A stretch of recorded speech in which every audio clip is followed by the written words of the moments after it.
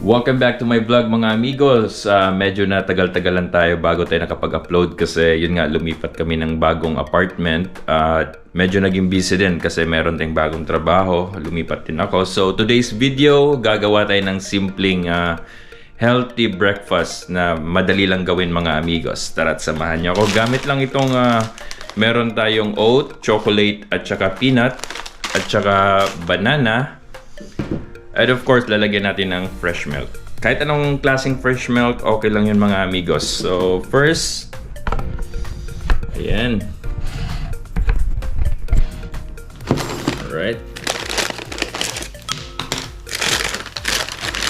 So, mabibili nyo lang to sa mga grocery stores. Hanapin nyo lang yung may oats, chocolates, or nuts.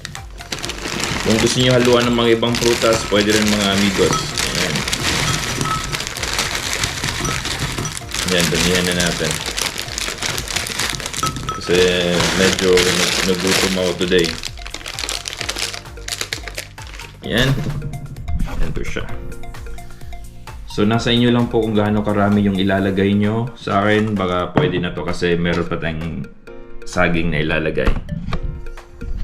First, kahit yung tundan na saging, yung native dyan or ganang local na banana sa Pilipinas, okay lang. So, hiwain lang natin ng yan, maliliit.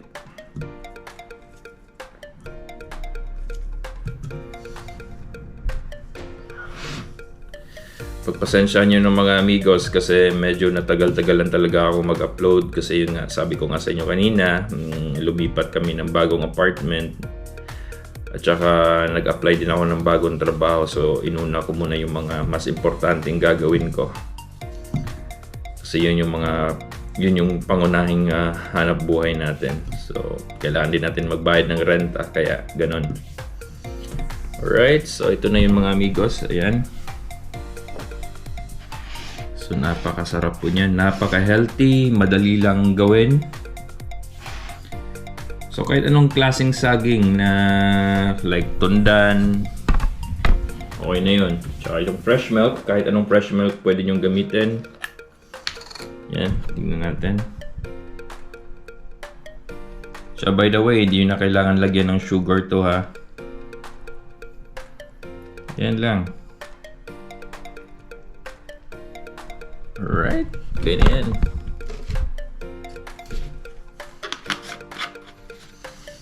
And let's try.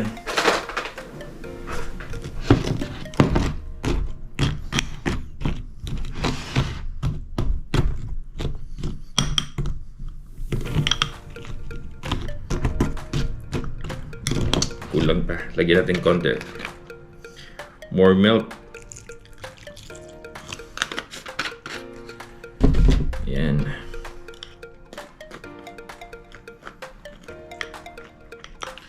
Napakasarap to mga amigos kasi may chocolate, so no need sugar na.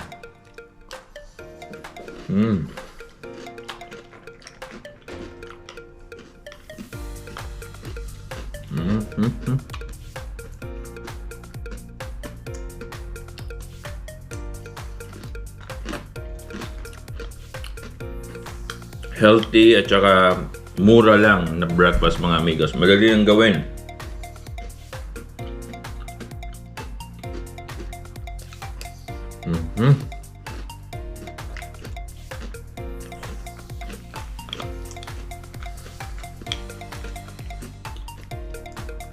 Alright mga amigos, thank you for watching. Please don't forget to like and subscribe para sa next food trip mga amigos.